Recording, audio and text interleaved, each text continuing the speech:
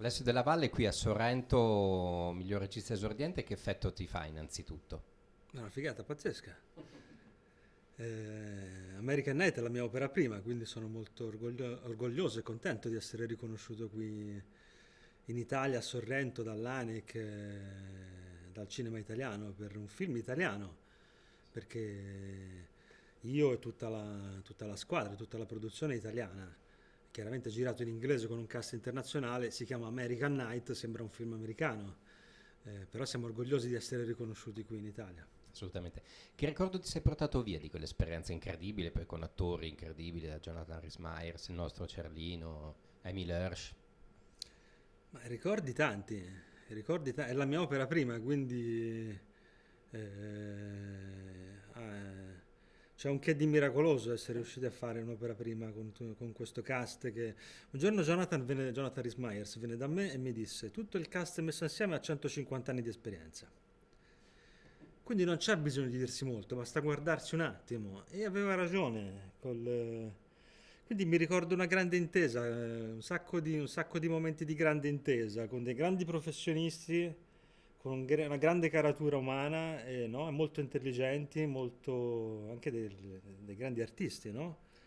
Con una grande sensibilità. E quindi non era andare per grandi misure, ma era modificare un 1%, no? Era guardarsi un attimo e cambiare di poco.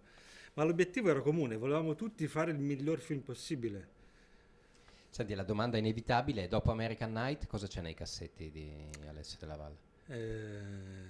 Stiamo lavorando a un nuovo film sempre di respiro internazionale, ma purtroppo non Non puoi posso dire dire di più. assolutamente nulla, però c'è già sceneggiatura, cioè stai già avanti.